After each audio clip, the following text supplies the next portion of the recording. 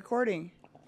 Oh, my dog almost threw up on me right at the beginning. That's Oh, wild. that's a good intro, dude. That's a great intro, little bear. So Bruce and I are here in Utah for the Swarm. Thanks for coming out. Yeah, Appreciate you we're guys. stoked to be here, and I really appreciate you inviting us into, where are we? So Visual this is Labs? Visual Lab. This is where I work. We're a creative supply co. So we do like vehicle wraps, vinyl wraps, paint protection film, window tint, logo creation, brand creation, website design, commercial wall prints, all That's sorts of dope. stuff. I see you filming content in this shop all the time. That's why I'm like, For sure. This is kind of my home. This is where I work. I'm the operations coordinator up here, so I kind of am the face. I see everybody, and everybody talks to me. My dog's still throwing up over there. So. well, you're Sorry, with the buddy. Hive Crew, right? Yep. And your team coordinates the whole ride of the Swarm and everything. Correct. Yeah.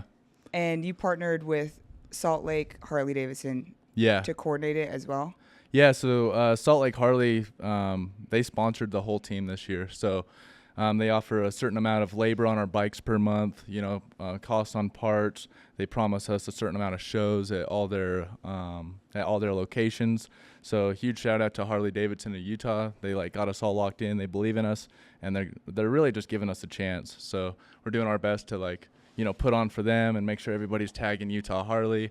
And we did the pregame at the shop yesterday, so it was pretty rowdy while it was all raining and stuff. Everybody was getting pretty rowdy over there. So big shout out to Harley for letting us use their space and believing in us. Yeah, dude, that's so sick because it's hard to find a dealership that actually supports stunt riding.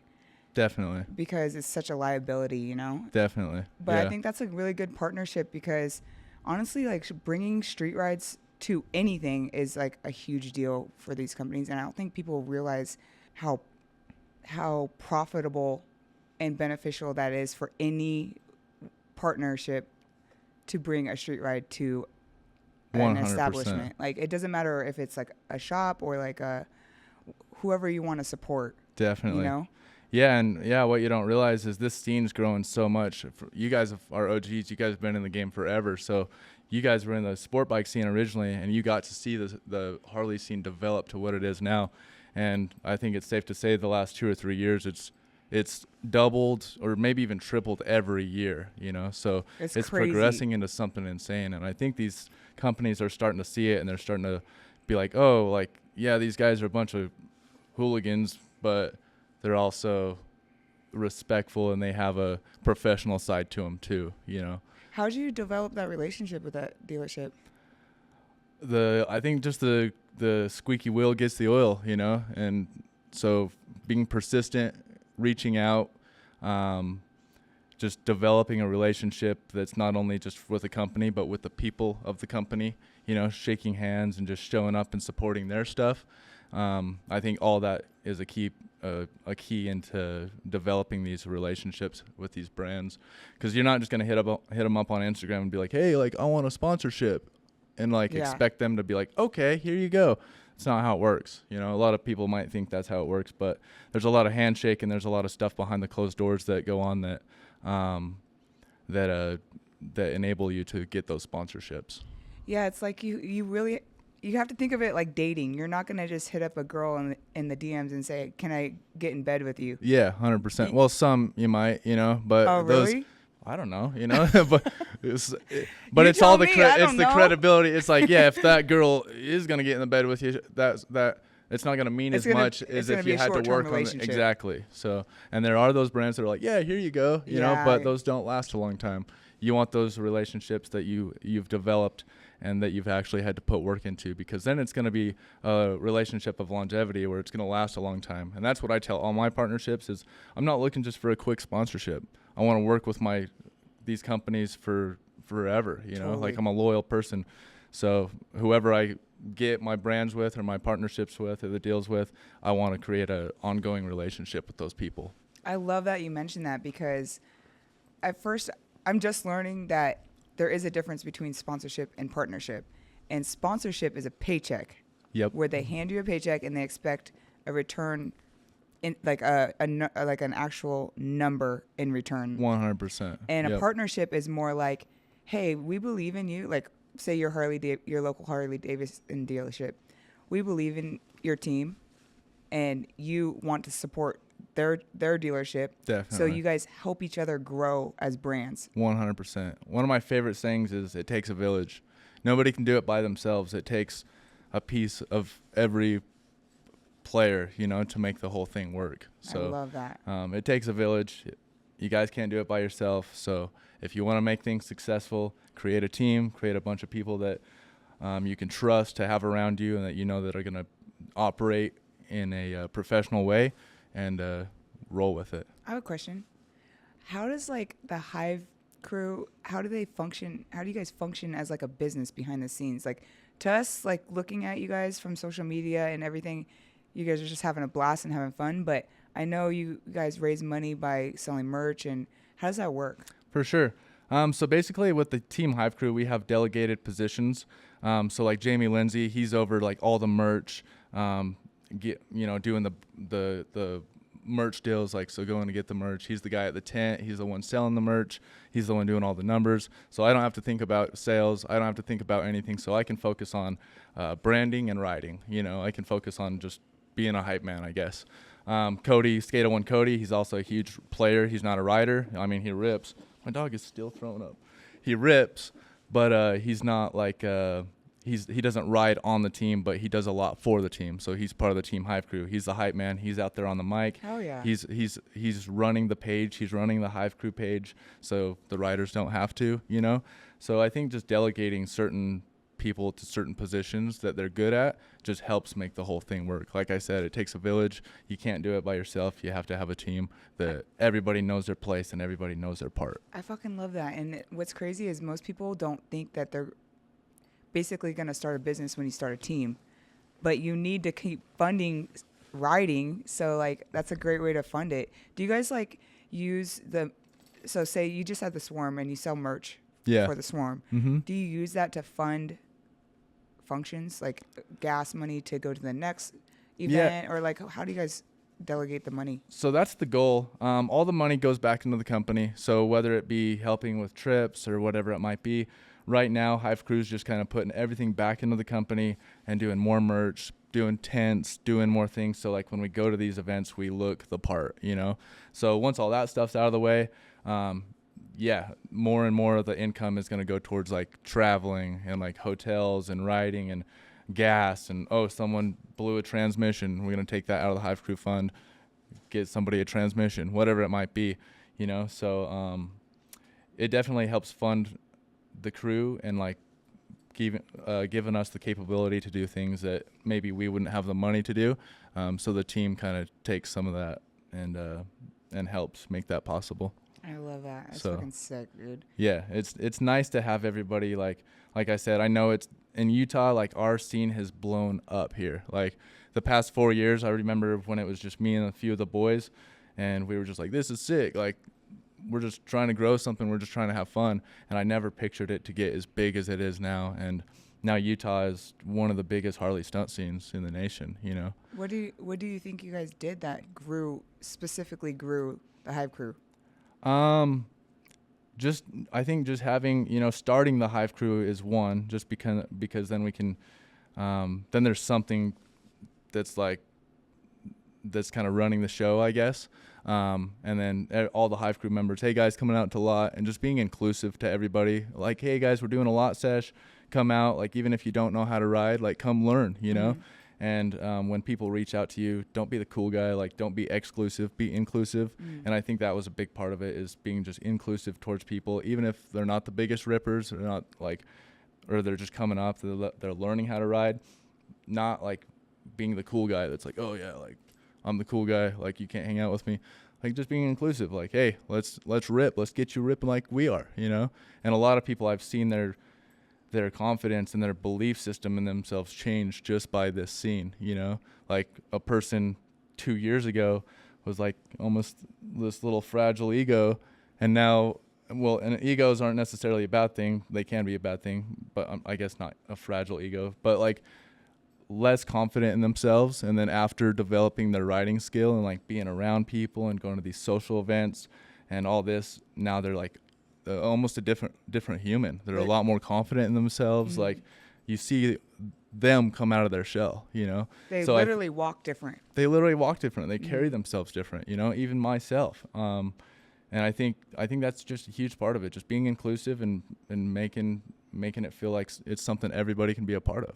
Totally, and that's what makes it a really dope community too. 100%. So what's up, guys? I hope you're enjoying the episode. Real quick plug, I want to invite you guys to our online wheelie coaching course. This is exclusively made for Harley riders. We created a 3-stage progression method that is guaranteed to teach you how to wheelie. This is for day one learning riders. It's broken down from day one all the way to balance point. With this course, you get our exclusive members only Get Vertical app that makes it easier to access while you're at the lot practicing.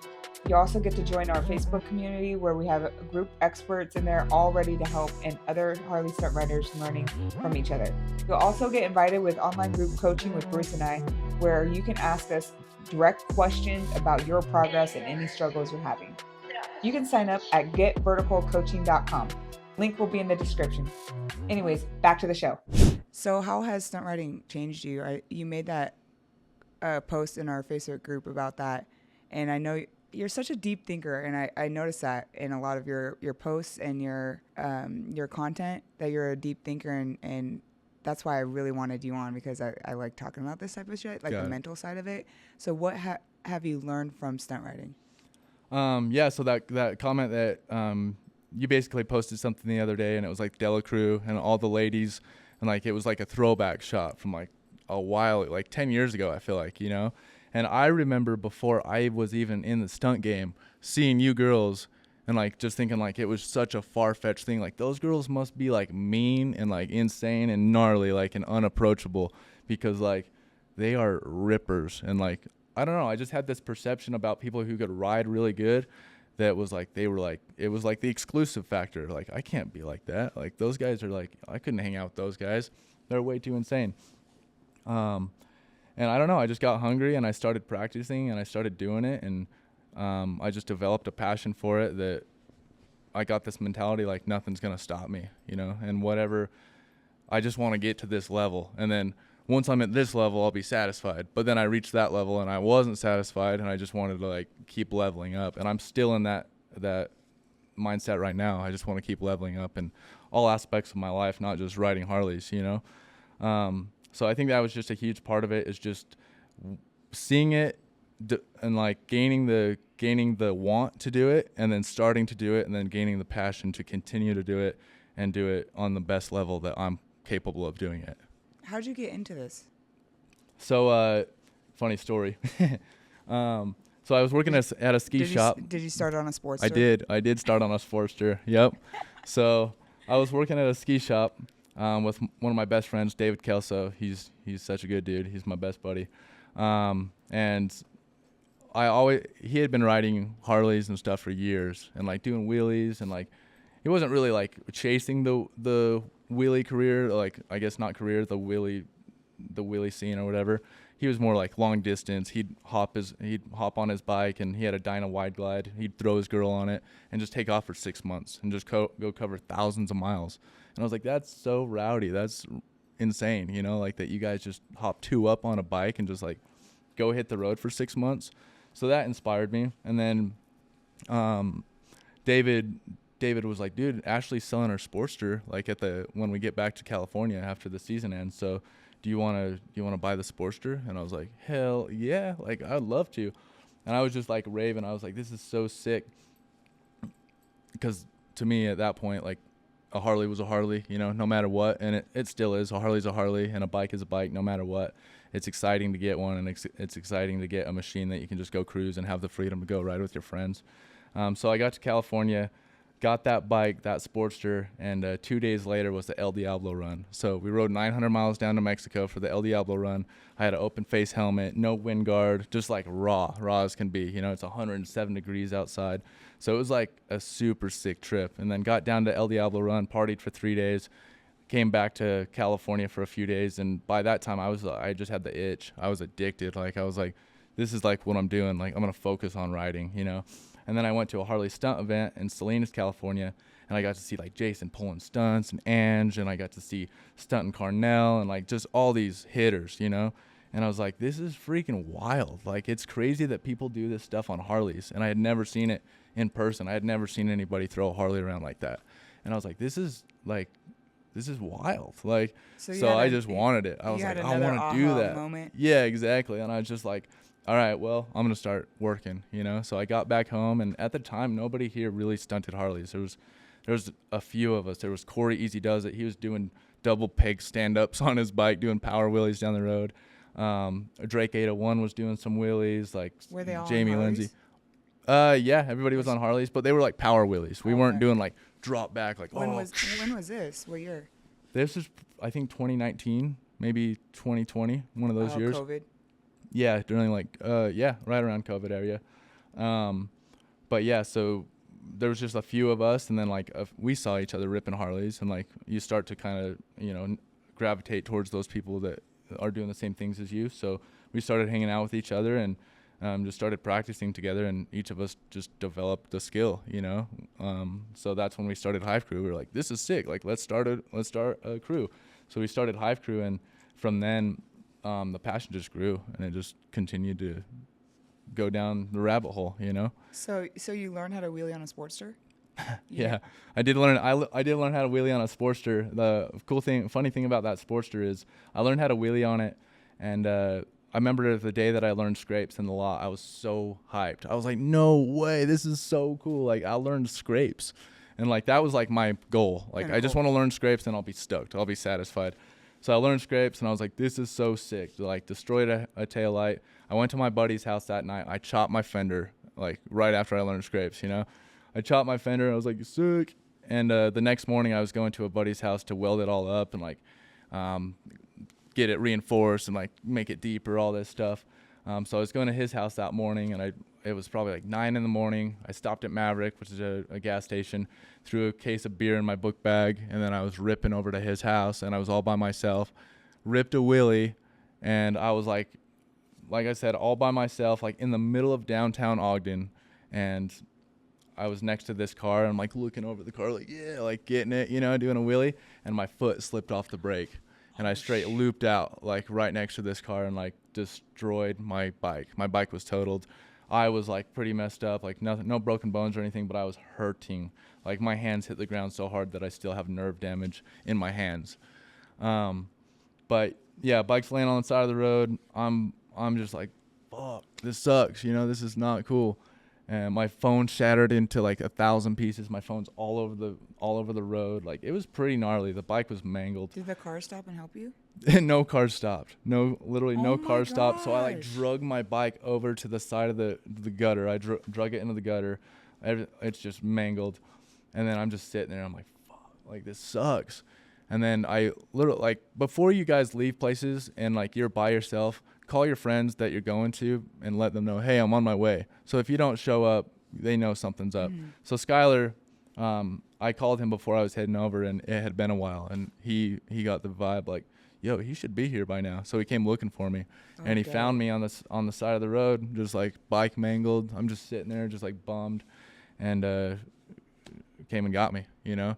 So crazy thing is, that was a year on the date from the day that I got that Sportster. So, like, literally just a year, you know. Wow. And I had gotten it all built, all like stunt ready. I had changed everything on it.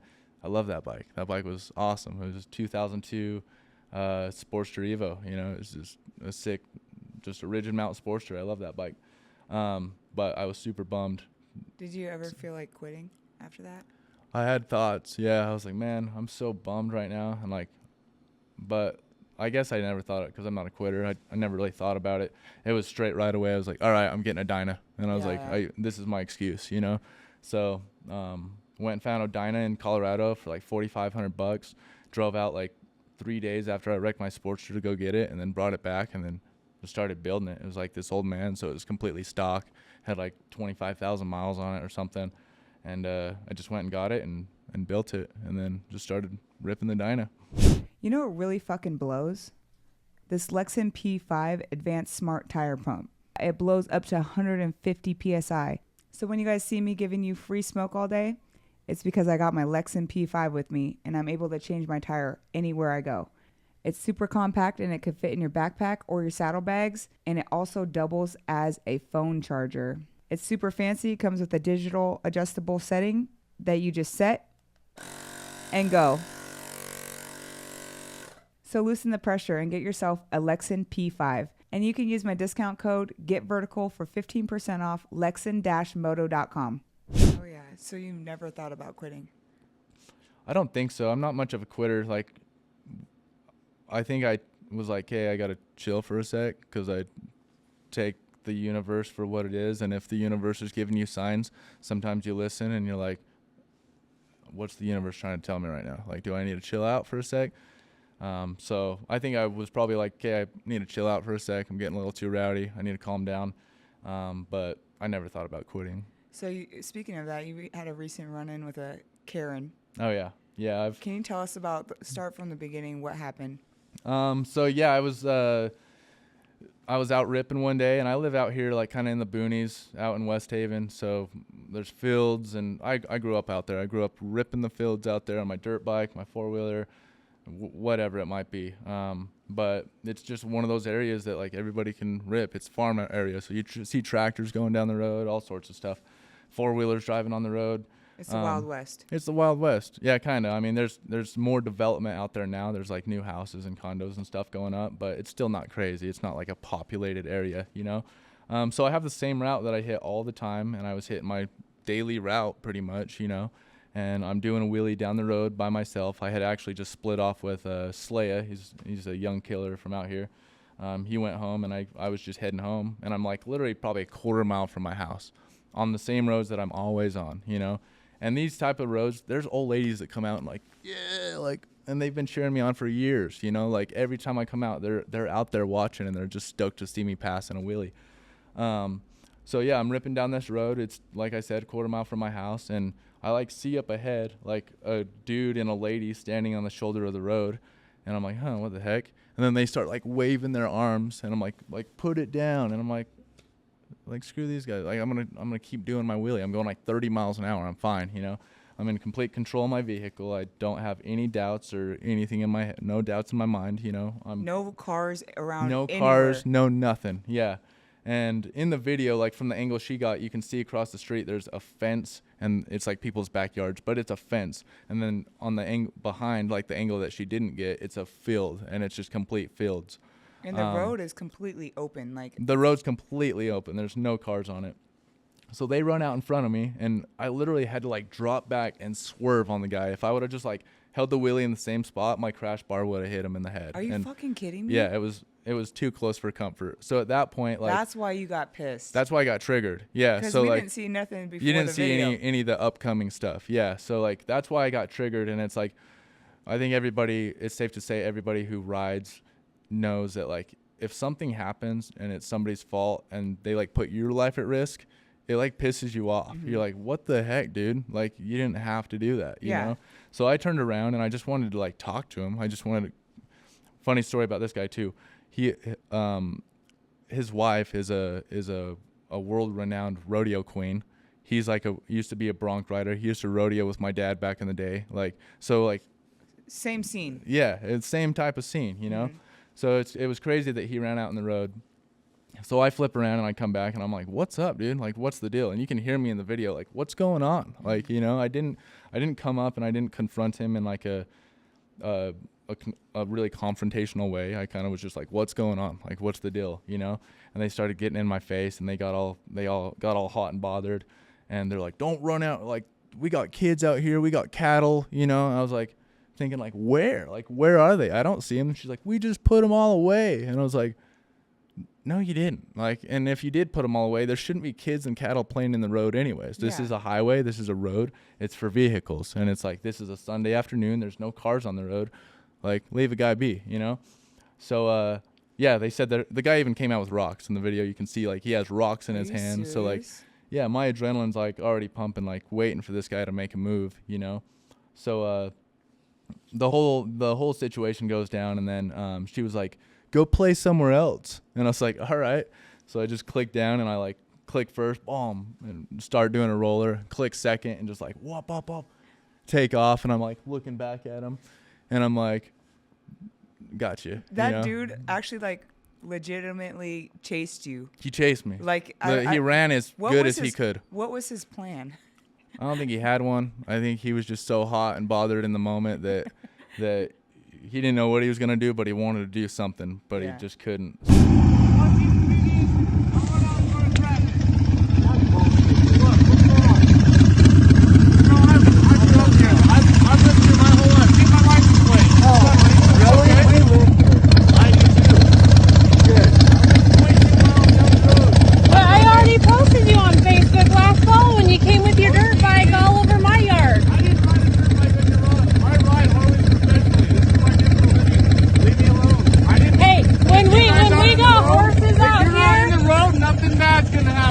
Don't run out in the fucking road, you dipshit. Oh, fuck you. Fuck you.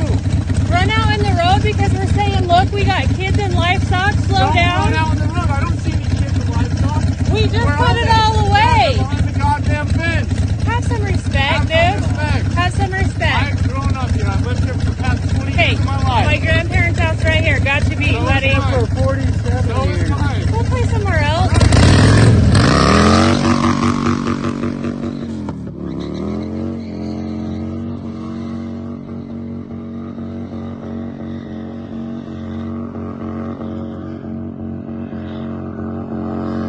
So what ended up happening legally with that?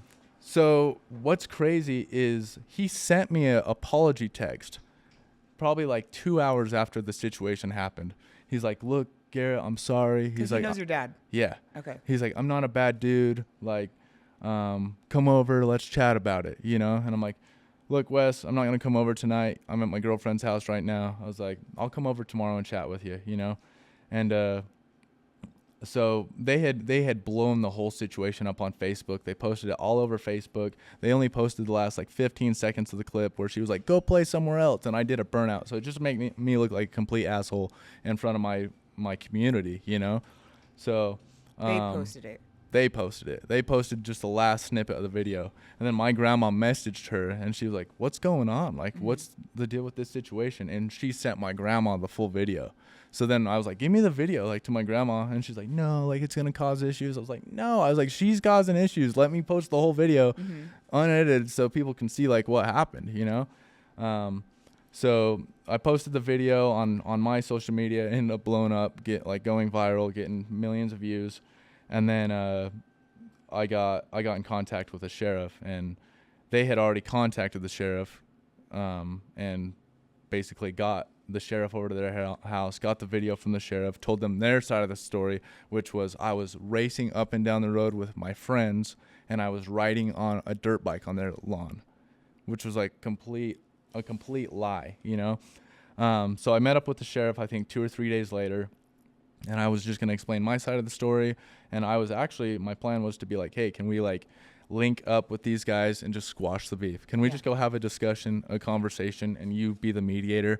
Let's just settle this civilly. The sheriff didn't want to go that route. The sheriff decided, no, I think it's best that you guys don't talk, you guys don't chat, we don't do that, and you're going to get a reckless driving ticket. And I was like, what? Like, you're giving me a reckless driving ticket? He's like, yeah, because when you did a burnout, you caused a car to pass you in the median. And I was like, but he walked out in the road to confront me. So does he not get a ticket for like impeding traffic or like any like disorderly conduct or anything like that? He's like, you don't need to worry about them. He's like, you need to worry about yourself. And I was like, okay. Some bullshit. Yeah, some bullshit. So it was really one-sided. So they can give you a ticket based off of just a video Yeah. that the Karen provided to him. So I got a reckless driving ticket off the video that the old Karen gave him. And it really messed with me. A year before, I had gotten a felony eluding charge on my monkey. So I already have that case was open as I got this charge. So it didn't make things good for me in court. So I had an open case for that felony eluding charge, and that was a crazy situation too. Like, I was just out in the middle of December. It was like the only sunny day in December. I hadn't even ridden my little monkey in like 3 months, and it was just a good day to go ride. It was like 35 degrees. I'm like, I'm gonna go ride, sunshine, let's go. And I was with Ryan James and Bike Lover Dallas. They're the boys out here. And we were behind a Roy City cop, but we were in West Haven, which is under the sheriff's. And they're like, you won't do a wheelie behind this cop? And I was like, I'll do a wheelie behind him, you know? Like, I don't think it's a big deal. Like, I don't think I don't know. I just wasn't thinking. I was all stoked up. And I ended up doing a wheelie behind this Roy City cop, and he rips to the side of the road and, like, gets behind me and just, like, lights me up. And so I, like, turn into this little subdivision, and he, like, almost hits me. He, like, rips up to me and, like he thought it was a high-speed chase right there, you know? And he rips up to me and, like, almost takes me out, tires squealing. And then at that point, I was like, I'm not pulling over for this dude. This dude's, like, trying to kill me, you know? So my house was, like, both of these instances happened within a quarter mile of my house. So that first one, I was like, I'm just going to rip home real quick. So I just ripped home, lost the cop, ripped home real quick, went inside, called my buddy David. I was like, David, I just got in a freaking high-speed chase on the monkey. And I was like, I guess it wasn't a high-speed chase, but I was going the speed limit and I was running from the cops, you know, and I got away. He's like, dude, you better be careful. He's like, those guys are probably going to show up to your house. And I was like, nah, they didn't see me go home, you know. Sure enough, I have, you have like, a plate? no plate. My face was covered, like, so we were all good, you know. I roll up to the house, like 5 sheriffs roll up. Like, I'm inside. I pulled my monkey in the garage. I'm inside the house. I'm just watching sheriffs pull up to my house. I'm like, oh, shit. All of a sudden, Roy City cop, the cop that tried to get me, another Roy City cop, like an undercover, rolls up. So there's like 8 cops at my house for running on this 125cc little monkey. And I'm just like, this is unbelievable. This is crazy. I go out. I go upstairs, out of sight, out of mind. I just get in the shower, turn on the shower. I'm just like, shit, like, what am I going to do? Get out of the shower. They're all still sitting out there. I start getting calls, like, from unknown numbers. So they're trying to call me, you know. They weren't knocking on your door? They were banging on my door, yeah, and I just wasn't answering. And I was like, nobody's I home. would be tripping. Oh, I was tripping. They start interviewing my neighbors, like, do you know this guy? Like, and all my neighbors I've grown up around. They've known me since I was this tall, you know.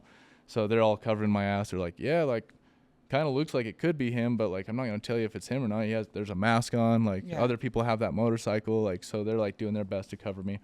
But, yeah, so what happened is that day they all ended up leaving, and they all went away. Throughout the whole week, I was getting cops staking my house, like, waiting for me to leave so they could, like, pull me over, and I'm, like, having to take different routes and, like, change my route every day. Like, they're literally, like, trying to get me. Stalking you. Yeah, stalking me. Harassment at that point. And then probably, like, a month or 2 later, I get a call from a detective. And he's like, hey, what's going on? This is Detective blah, blah from Roy City Police. I just want to talk to you about this case that we have open for you. Do you mind chatting with me? And I was like, shh. I'm still just tripping on this. I'm sick of looking over my shoulder. So I just told him, I was like, listen, man, like, whatever information you want, let's just, like, get this over with. Like, I know that you guys aren't going to let up, so I'll tell you what happened, you know. And I was like, it was nothing crazy. I was like, technically wheelies aren't illegal in Utah, so he pulled me over for nothing. Like, I was doing a wheelie, but I was in full control of my vehicle. I was doing the speed limit. I wasn't swerving. I was in control, you know. So he's like, okay, I get it. He's like, yeah, there is no law for wheelies in Utah. He's like, but I think he's just, when he tried to pull you over and you ran, like, we didn't know if you were, like, harboring drugs or, like, whatever. I'm like, yeah, that's what they all say. But I wasn't harboring drugs. I wasn't doing any of that. The cop was just being way too aggressive. So I got scared and I went home, you know. And he's like, all right, sounds good. And we it's a whole 30-minute discussion. I have all of it on audio because I got it from my lawyers and stuff. But at the end of the recording of the phone call, he's like, yeah, man, I don't think anything's going to come of it. Thanks for being honest with me and transparent. It doesn't seem like you were out really trying to cause issues. It was just kind of something that happened. He's like, I get it. He's like, you know, things happen and people make decisions in the moment sometimes that aren't necessarily, like, the right ones, you know. He's like, but you've been really honest with me and I appreciate that. He's like I said, nothing's going to come of this case. I'm just going to close it out and you'll be all good. I was like, okay, cool. I appreciate it, man. Like, thank you. Like, if you want me to, I'll come sit down with the officer and chat with them or whatever, you know, just to squash it and apologize, whatever I need to do. And he's like, okay, cool, sounds good. He's like, thanks for chatting with me, you know. And I was like, yeah, no problem. And probably another 3 months later, so after 6-7 months of all this stuff going on, it was the V-twin camp out put on like by Tucker Speed and stuff. And it was that day I was getting my car packed up. My bike was in the shop, so I was getting my car all packed up, got my dog loaded up. It was like 7 a.m. I roll out of my garage, and I'm like, I just put a little baggie of weed in my pocket because we're going camping for the weekend. I just roll out of the garage and like go put the last of my stuff in the car, go back inside, come back out, and there's 2 sheriffs out in my driveway waiting for me. And I'm like, what's going on, guys? They're like, are you Garrett? And I'm like, yeah, what's going on? They're like, hey, man, we got a warrant for your arrest. And I was like, what? I was like, for what? And they're like, well, I'll print it out here in a sec, but will you put your hands behind your back? And I was like, no. I was like, until you show me like the warrant and the printout of like what you're taking me for, I'm not going to put my hands behind my back, you know? So he's like, okay, I get it. No problem. He's like, so he goes and prints the warrant off, and it was a felony eluding charge. And I was like, no way. Holy shit. And he's like, yeah, man. He's like, it's just something that happened like 6 or 7 months ago back in December. He's like, I'm just serving it. He's like, it's from Roy City. He's like, this isn't even our warrant. We're just serving it. And I was like, okay. And he's like, so is there anything I need to know about? Like, I'm about to pat you down. And I was like, no. And I'm just like thinking, Did you go like, to jail yeah, I went to jail. that day? Yeah. For how long? Just like 9 hours. Oh, But and then you got then I got bailed or- out. Yeah.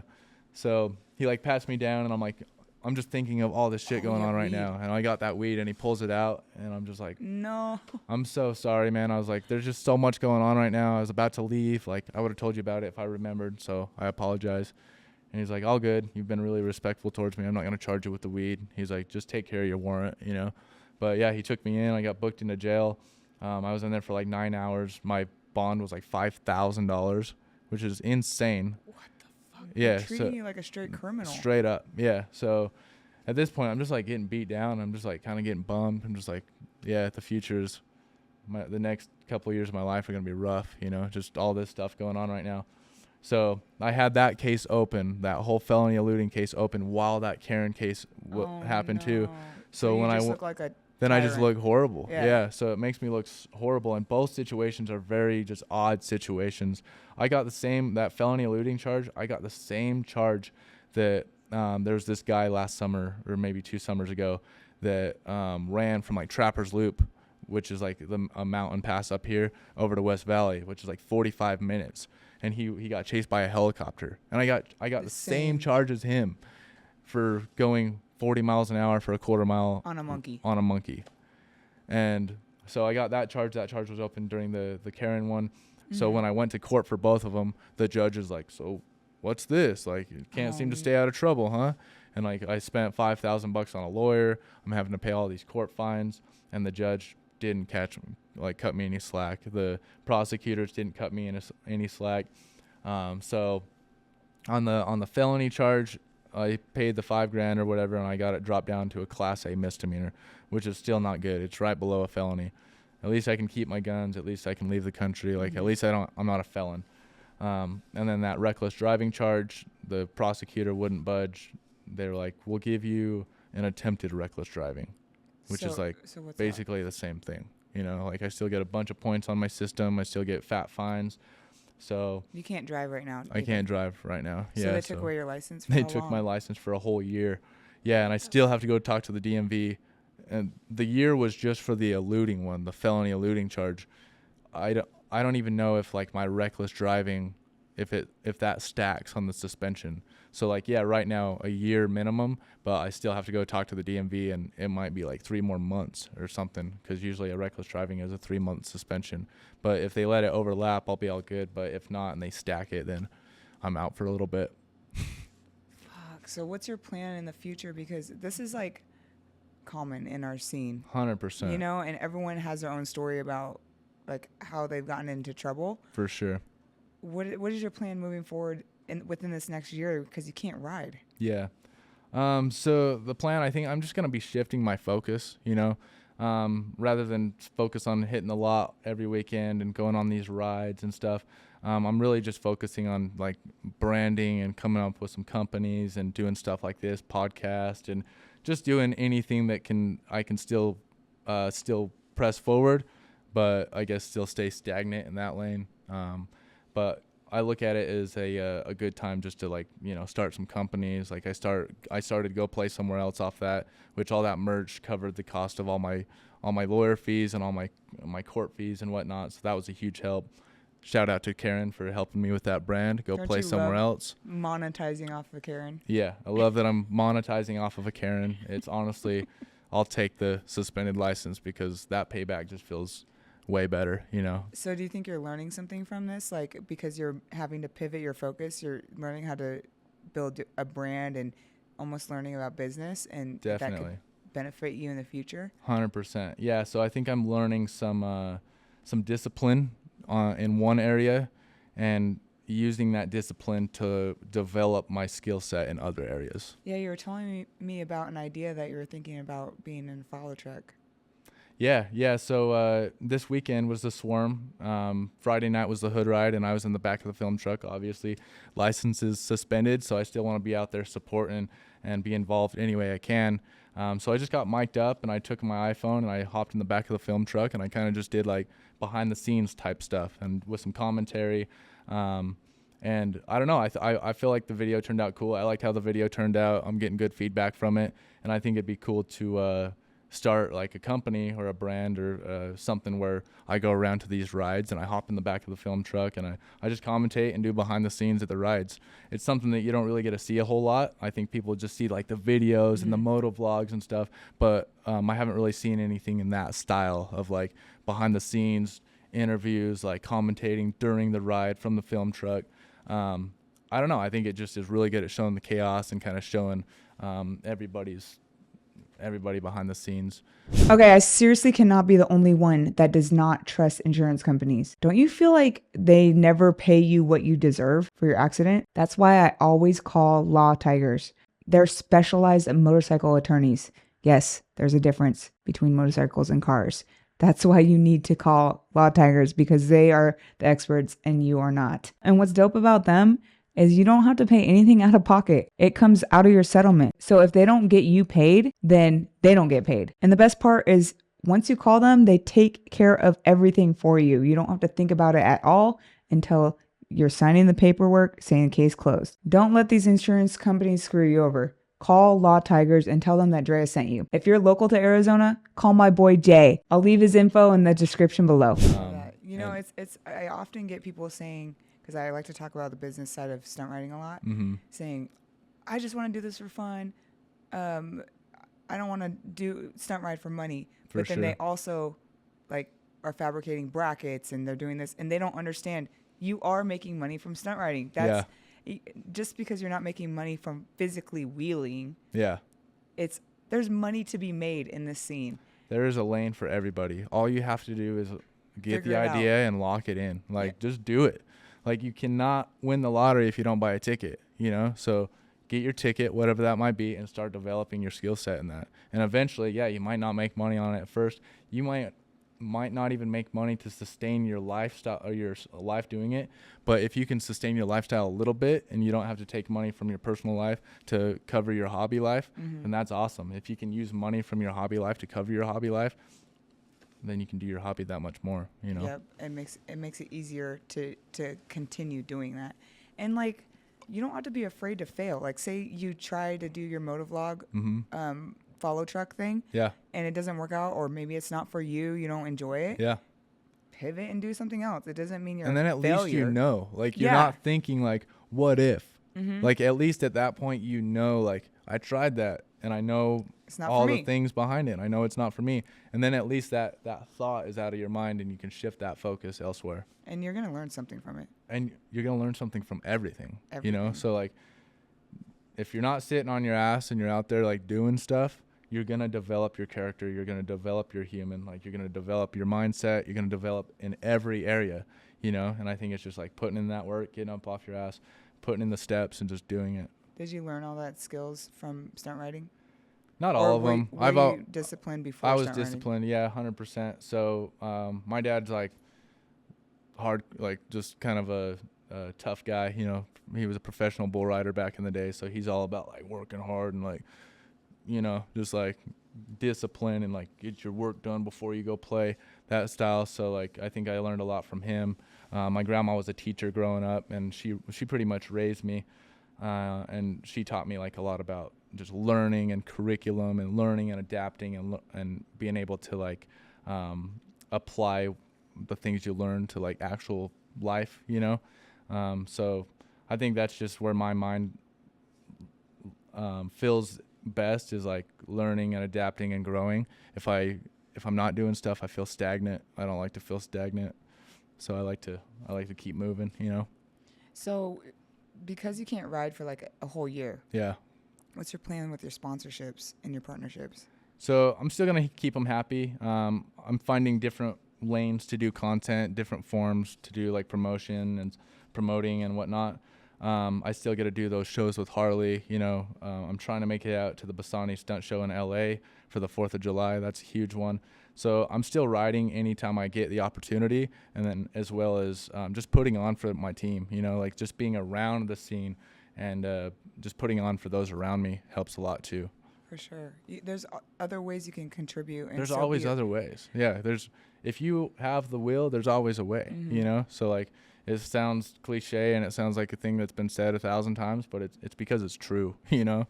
Well, and that's the hard part. Like, I feel like people in our scene don't know how to retire from stunt riding. Yeah. Because you can't do it forever. They don't know how to Except retire. Jason pulling stunts. Yeah, right. He'll do it forever. Yeah, he'll do it forever. But like, they don't know how to retire because their identity is so wrapped up in stunt riding For sure. that they don't know how to pivot. Definitely. And that's why I'm trying to get creative with like the podcast and how else can I do and contribute to the stunt scene without having to physically ride, because it's so hard to keep up with your skills. 100%. Because we all know there's always people coming up behind us that's twice as good, you know? And it's not all about how good you are. It's about like your character and how you develop like yourself and your face and your vision, and how you can share your vision to make other people want to be part of your vision, you know? And that's like, I think that's the key, is just like getting other people on board with your vision, you know? Yeah. And once you have that, then it's like the support is huge. You know, once you have support, it just makes you that much more confident in the lanes that you are going down when people are supporting you, you know? Well, I think what you're seeing is the support from your audience knowing who you are because you show your face and you speak to them. Yeah. Versus like a stunt rider that only posts viral stunt videos Clips. and you don't even know what they look like. You might see their face here and there, but they're not speaking to their audience and they don't know who they are. Mm-hmm. So it's like hard to build a connection with that person. They're dope. They have dope videos and you follow and like their videos, but you don't know who they are, so you don't necessarily care about them, I guess. For sure. No, You know? and that's completely true. Like if you look at any of your favorite idols or celebrities, you want like the insight. You want to know who they are. You want to know how they operate.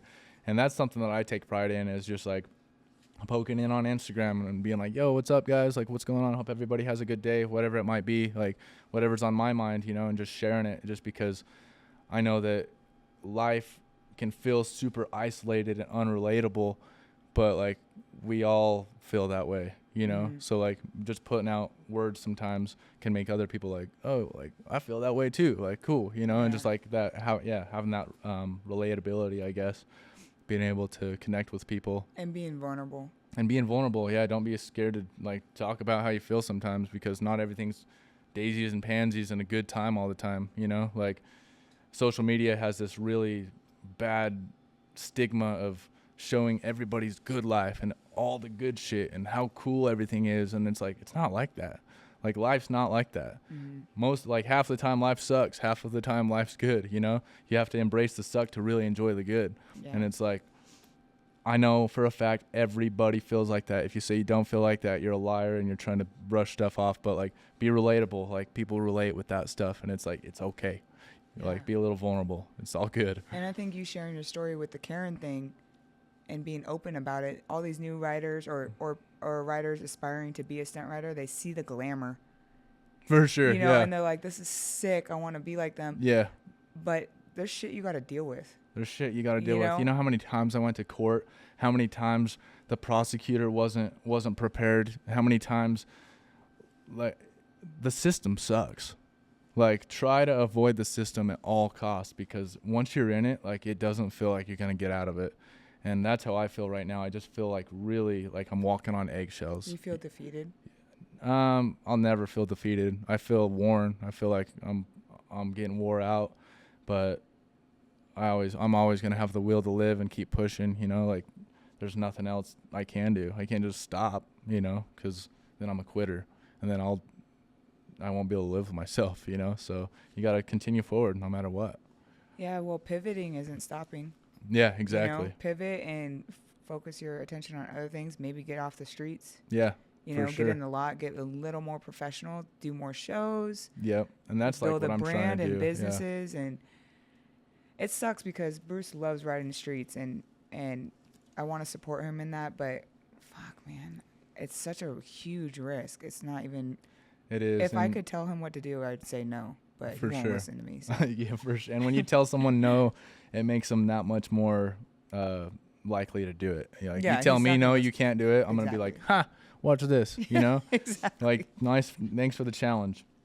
But yeah, I think just know that this is not a game. Like, know that it's real. Know that your decisions have consequences, you know, like whether it be crashing or getting in trouble with the law. Like, once it's done, and you can't, there's no rewind button, you know, you can't go back. So riding, be safe, be professional, be smart. Don't ride out of your capabilities, especially in the streets. Don't put other lives at risk, because once it happens and something goes down, it's done. There's no taking it back.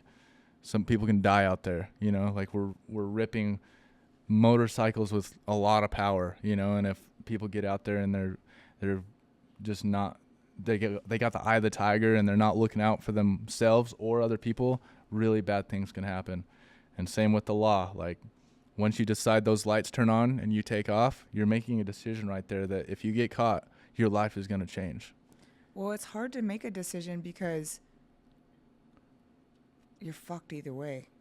It's such a hard decision Yeah, when it you're really in that is. moment. 100%. And like, you only have a few seconds to decide, because if you don't pull over right then and there, you're running. Yep. Even if you're, like you said, not running. Yep. You're going the speed limit, but you're not stopping. Exactly. You're and then failing now to you're yield it. already eluding. So if you pull over, you're getting a felony eluding. Yep. Exactly. And so like, you either run. Or you pull over and bite the bullet. Yeah, you either run and try to get away, or you stop and you get a felony eluding. So I will it's really say, a fucked situation. I don't condone running. I know that I got some stories and I've had my fair share, but I've also learned from my mistakes. And running, if there's three things that can happen while you run.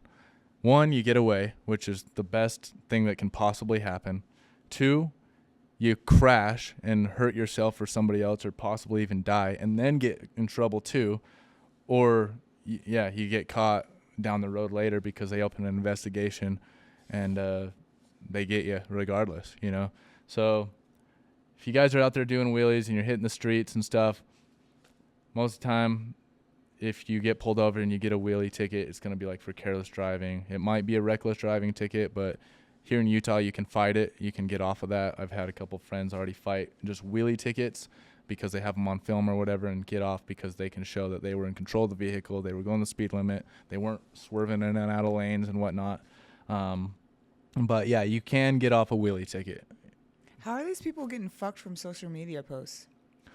Well, shoot, didn't Gabe Reckless Yeah, I think so. get one from his social, because they were like, I think what they did was they found they just saw like, you know, certain locations like in his videos, like certain intersections and stuff, and just like put the intersection, they could prove it, you know. So I think Gabe had to deal with a lot of that. What happened? Was he I'm running not from the 100%. cops? I think they just looked through his social media, and So you're telling me they can go on my page right now, and if they see a street video, go in there and just charge me?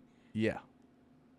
That's exactly what happened to me with the Karen situation. They took that video, they put a place to it, they could prove it was me, and But she called, though. That's different. she did call, but they used the video on the video. And I have heard of other occasions where people they get their social media used, and my social media was used against me with the monkey situation, because in all the court, in all the evidence the prosecutor had given to my lawyer, there was screenshots of me on my monkey, doing wheelies at tons of different locations.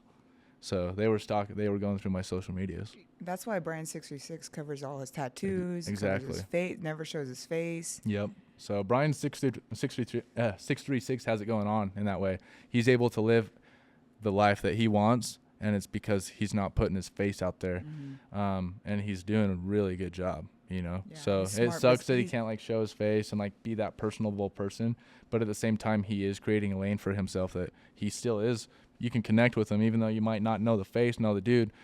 He still has a way. That's why he's who he is, Yeah. He has a way that he promotes himself. He's super smart businessman. Really smart dude. Yeah, for sure. It's sick. Well, you said you learned on a Sportster, and Gary, what's your problem with Sportsters if you learned on a Sportster? What's my problem with Sportsters? I don't think I have a problem with Sportsters. No, I see you post a lot of posts talking shit about guys that ride Sportsters and that they're a woman's bike.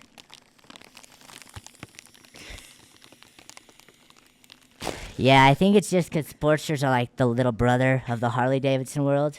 I don't know really what it is, but just the little brother aspect of it. I just can't get past it, and I guess I'm just a bully, Well, it's not fair because you learned on a Sportster. So what if you? I did learn on a Sportster, but that gives me the right to talk and do what I want. You know what I'm saying? And also, it's funny because I get a lot of good feedback. Some people get real hurt about it, but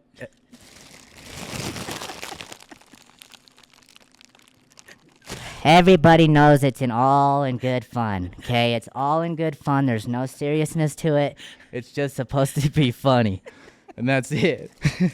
So you really don't have any problem with Sportsters? I have no problem with Sportsters. I think Sportsters are one of the sickest bikes that the Harley ever made.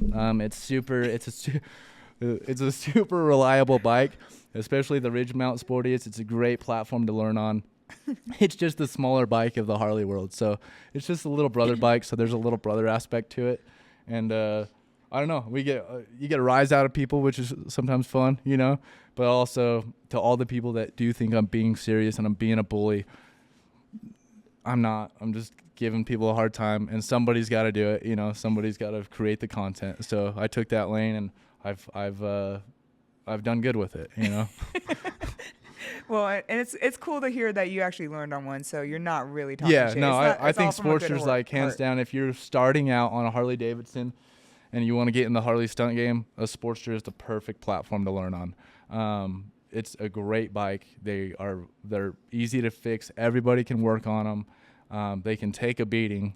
You throw a Sportster down and you throw my Dyna down, chances are you're going to pick up the Sportster and you're going to keep ripping for the rest of the day, even if you drop it 10 more And times. they're cheaper. And they're a lot cheaper, yeah. So they're just built for it. They're rigid mount. At least the early 2000s, that's the best Sportster you can stunt because it's just rigid mount. It's a solid bike. They're harder than Dynas.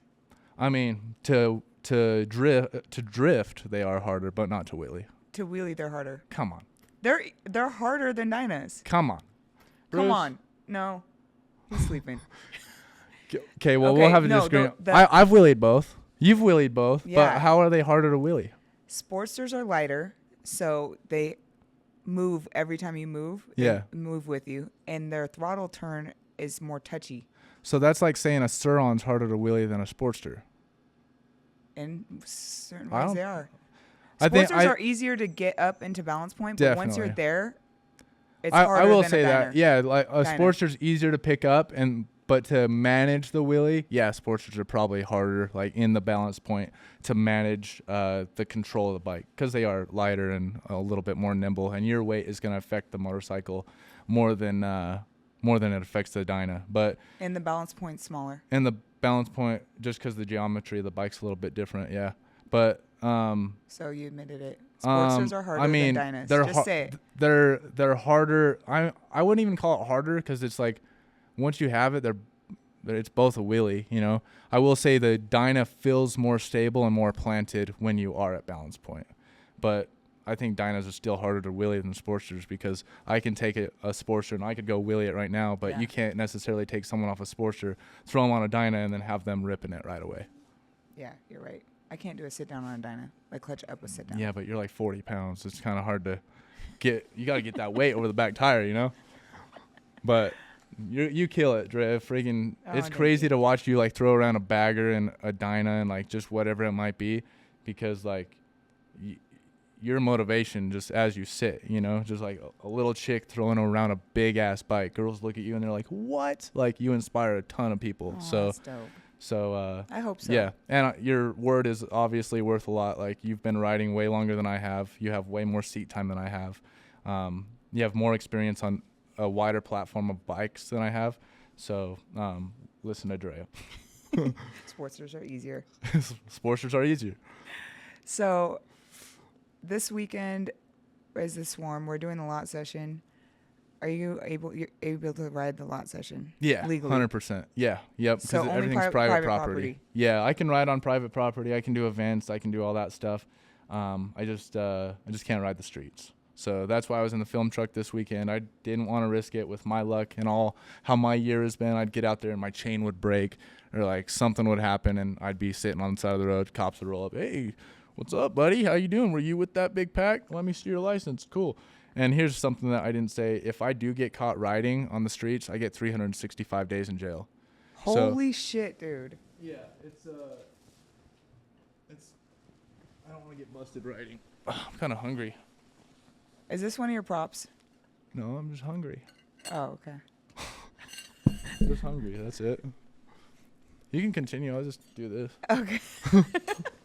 This motherfucker. He's eating spaghetti. I gotta get my calories in. Dude, you got the big ass cereal bowl over here. Yeah.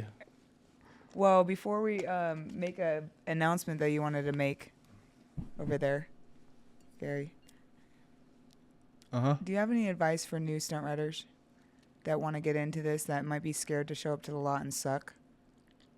Don't be afraid to suck in front of people because we all started somewhere. And if somebody is shaming people for being a new rider, like screw them. Like seriously, if people aren't being inclusive and people are making you feel like you aren't like allowed to be there or like you like give, I don't know, like I think that's a really bad thing to do is like shame new riders and like and just make them feel bad for not being good at riding, you know. I will say don't be a new rider with the eye of the tiger out in the streets. That's when you're going to get shamed. That's when people are going to get pissed off because you're putting other people's lives at risk.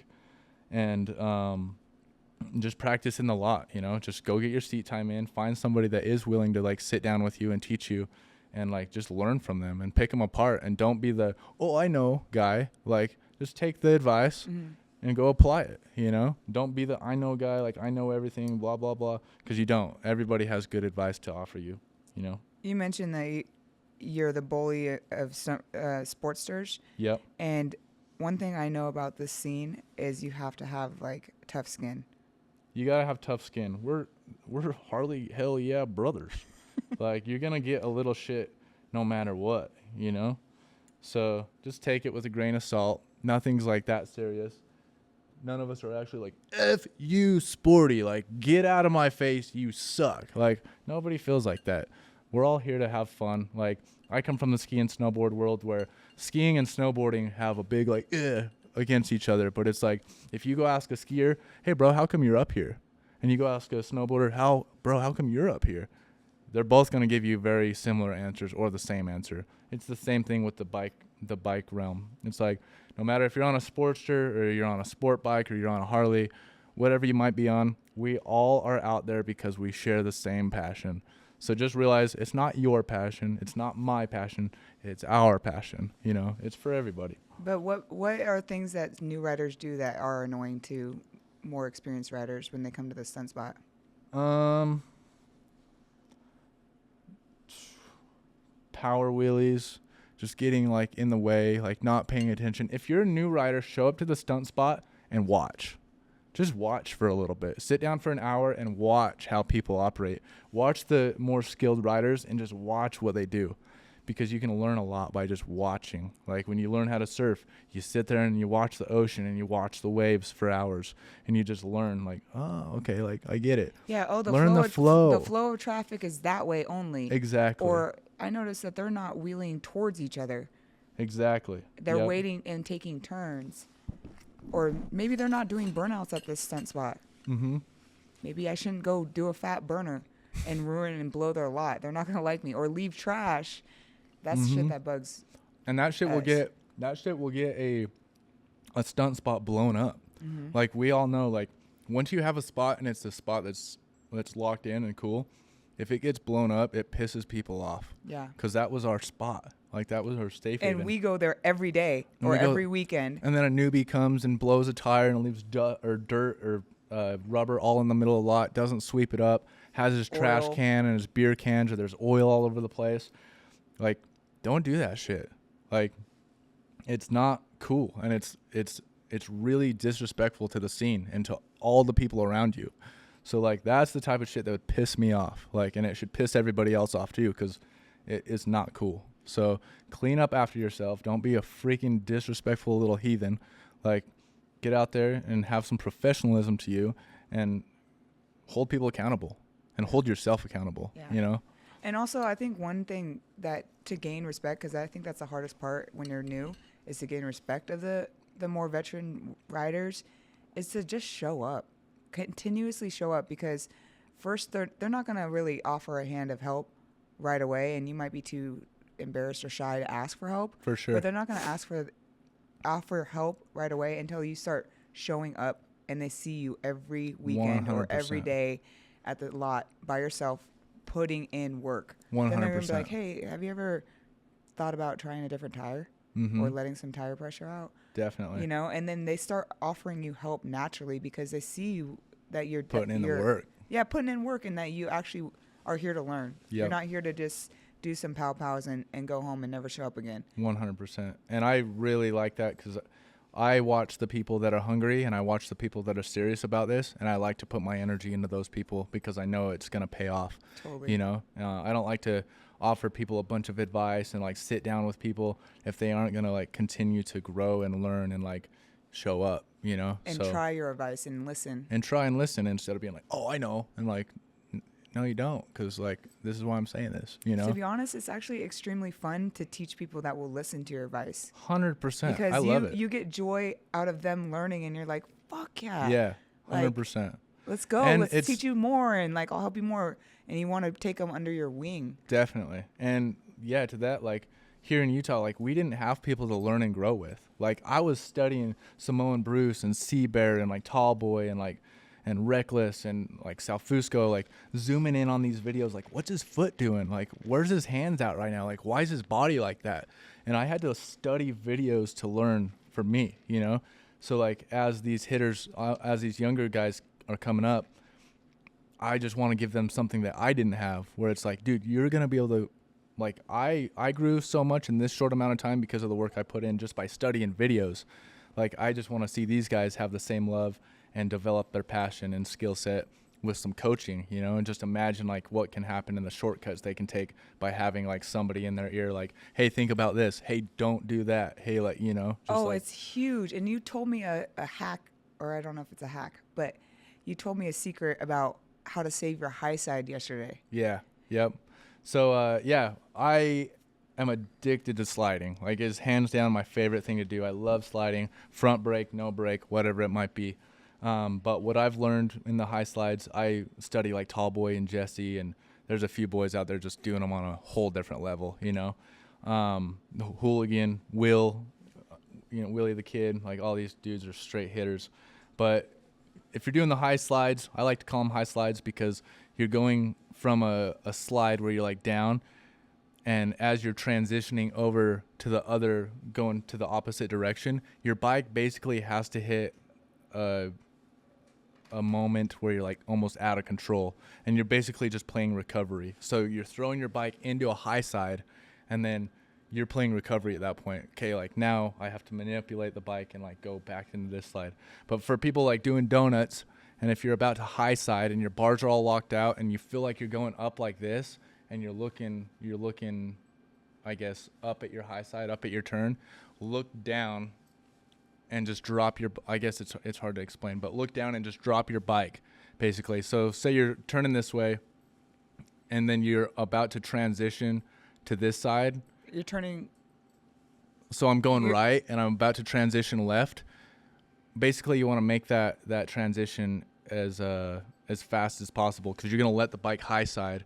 And then you just look down into your next turn and you let it fall and then you like get back in it. Okay, no. I don't know. I explained it better yesterday. Yes, you did. Okay, explain it for me.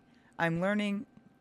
I'm learning left burnouts. Yeah. And it was easier when we were watching Hooligan do it, and I was Yeah, like, see what he's doing right there, so you know? for someone that's like learning burnouts, there's times where you high side, Yeah. and I've high sided it, and it's it's coming. Yeah. Yeah. So if So what you do I can do? feel the I'm high going side left. coming, so you're going this way, Yeah, you're I'm left, going so you're left gonna and my high side bars are right. locked like this, Yep. and I know You're gonna high side right. Yeah, I know So it's coming. if you're looking up and you're looking at your high side, Mm-hmm. you're gonna high side.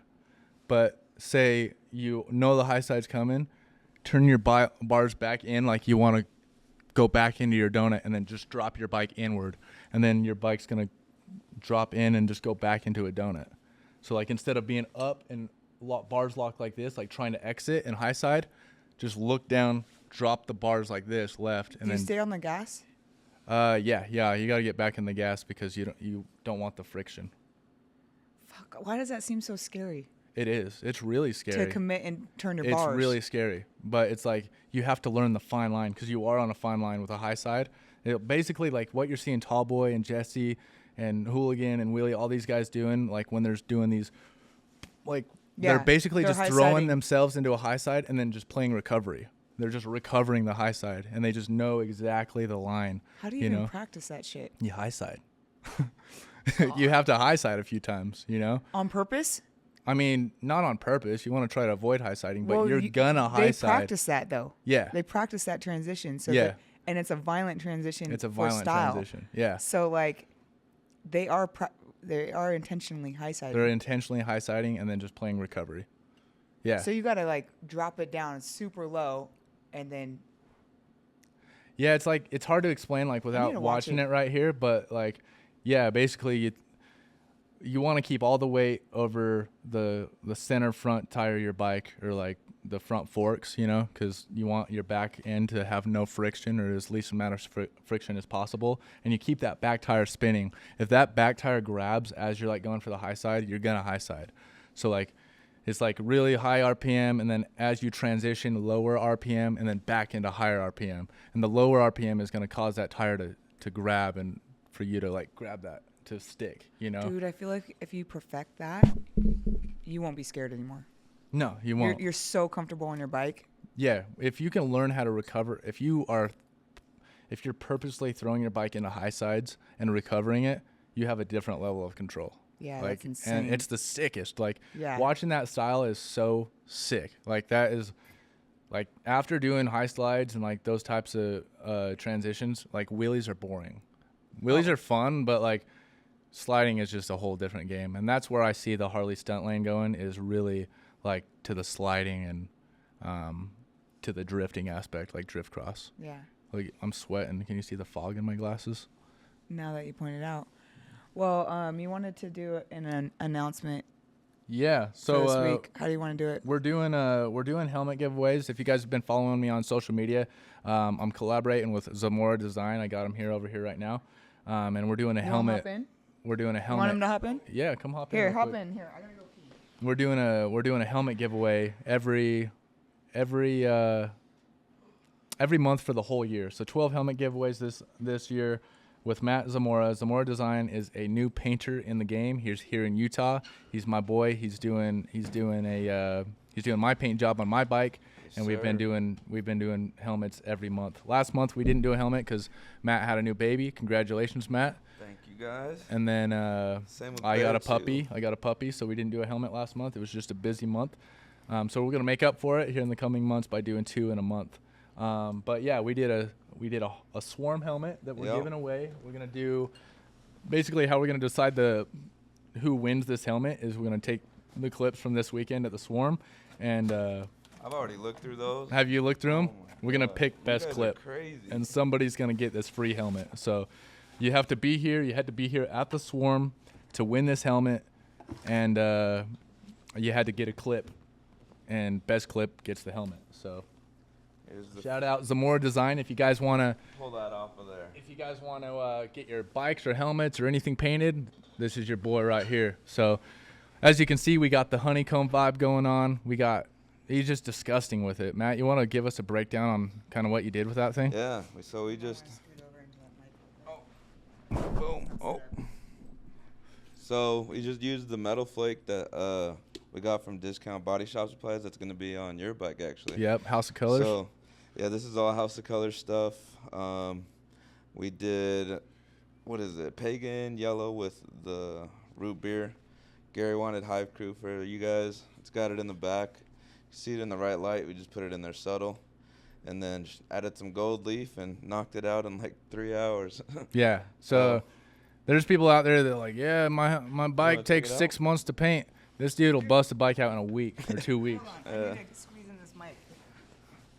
Okay, I need advice because I'm getting my Yeah. bike painted, Yeah. and my husband says I have no style. So like, I don't Oh. even know what to choose. I mean, so anytime Gary's been right with me, like there's some guys that like get like inspiration or something, or like they'll draw them out, but like every time we're just like, all right, let's see what we come up with. I'm just like, let's put a piece of tape here. No, let's do this. And it's never been super planned at all. Like I literally came up with that in like 3 hours. But like, is there like a style that's actually in style right now? Like something that's like, a lot of the low because rider stuff. he and- really wants flames on my bagger. Yeah. And I don't know. It's I'm not hating on people with flames, Yeah. but that's just not me. Yeah, so the good thing about with baggers is you have more area, so you can put flames there, so it looks good on there. But I mean, a lot of the lowrider stuff is popular right now. That's more like panel stuff, and then, I mean, it's really just starting to blow up. So there's just guys that have all kinds of styles. Dope. Well, thank you, dude. Yeah. But Matt's You good? You good? Yeah, Matt's about to do my bike right now. Shout out to Utah Harley. They're doing the full Yep. motor build on my bike right now. My ticket's up to like $11,000, but they're taking care of it. So huge shout out to Utah Harley. And then Matt's gonna be painting my bike. Yep. All paint got sponsored by Discount Body Shop here in Ogden, Utah. Everything is House of Colors, so the best of the best materials. Full custom. I think we got like mix, what 1-of-1 20. Just the mixes, yeah. materials was like $2,500 just in material. So the paint job is gonna be unbelievable. It's gonna be unreal. It's gonna be nuts. It's gonna be a silver flake. You guys are hearing it first here. The Yep. bike. It's gonna be a silver flake underneath with base purple. So it'll be Yep. like a purple with a silver flake showing through for my primary color. Yep. And then I'm gonna have candy red apple flames with the silver flake underneath as well. Oh, so fuck, he's getting flames. flames, baby. Yeah, he's we getting getting it. flames It's gonna be too. disgusting. Yep. I offended him before he got his own paint job. No way. Everybody's got their style, but yeah, wanted to introduce Matt real quick. He's the one out here doing the helmet giveaways with me. Matt, can I hold on to that? And he's a super good dude. He's newer in the game, but as you guys can see, his work shows for itself. He's just so you guys know, Gary's plugging all his partnerships right now, the sneaky motherfucker, because I charge people for commercials. Sorry. So, no, I don't care. I'm cool with it. But I'm just letting your partnerships know that you actually put in work for your partners. Definitely and I do. see that on your content, and I think it's sick. And my husband trips on me like, man, you post too much for your partners. And it's like, dude, you got to do what you got to do to support the people you care about. For sure. So I see that on your content, and I love that. For sure. Because And the I know you sponsors- care about him. Yeah, 100%. Matt's my boy. Not like- only is he like somebody that I work with and I do these things with, he's my friend too, you know, so. And that's what you want in partnerships. You want friends 100%. because it's easier to support a friend than someone that's just cutting you a check. 100%. Like, you're going to go above and beyond to help his brand. Because Definitely. he helps your brand. Exactly. And it's like, it's an equal partnership. You're not taking, and he's not taking. Exactly. That's when you get burnt out and you start getting You bitter don't and want to do resentful. it. Yeah. So, yeah, if you guys have partnerships, if you have collaborations, if you have brands, if you have sponsorships, It takes a village. You can't do it without them. They can't do it without you. Yeah. So do what you can to make them happy, and it doesn't take a whole lot. It doesn't take a whole lot for me to be like, hey, check this out, you know, and I benefit a lot from it, you know. So Yeah, and I don't think that your content seems salesy at all. Like, and that's what Bruce always feels like maybe I'm doing on mine, but I don't think people even notice. Yeah, I mean, there's hope. there's a different. I try to be more subtle about it, and that's why I actually like work with my friends and like the passion, because then it just comes across different. The demeanor's different about it, rather than having to be like, hey, like, go check out like you know, it's just Absolutely. more natural. And like I said at the beginning, it's like it's about developing not even the relationship with the brand, but shaking the hands of the people running the brand and creating that relationship with the people of the brand, not the brand itself. First of all, you don't even want to represent someone that is a bad person in the scene, Exactly. because that's Know who you're putting on easily for. Easily gonna happen if you don't do your research or get to know that person. 100%. Then you're representing someone and you're partnering someone with that has a bad reputation in the scene. Yep. And now everyone's gonna have a bad taste in their mouth about you. Exactly.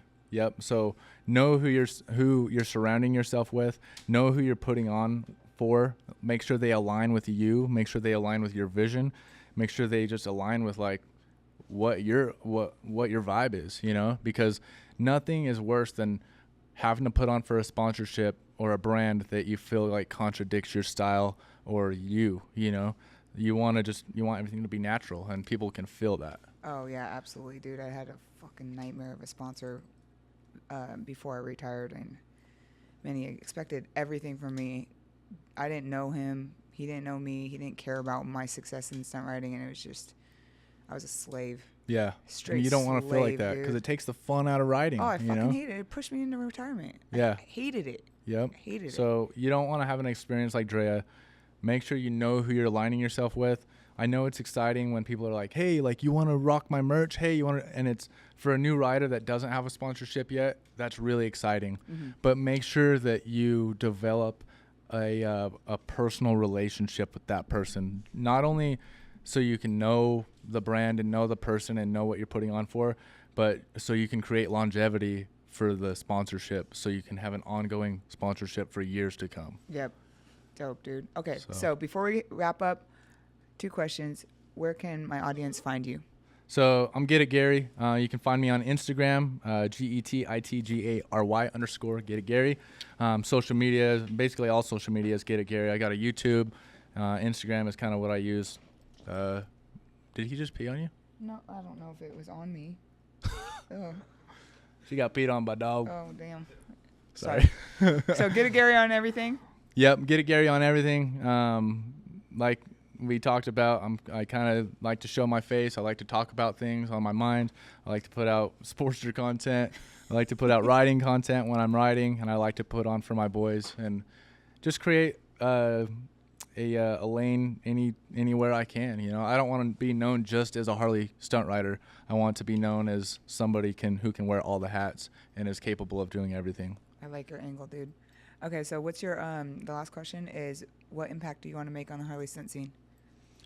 I just want, if I can get one person to get a Harley and start riding, which I've already gotten tons, that makes me happy. If I'm helping grow the scene, if I'm helping create good mindsets in the scene, and really that's it. Just like helping people realize that this isn't just a scene full of big scary biker guys, because we're completely opposite. We're all goofballs. We all like to have a good time.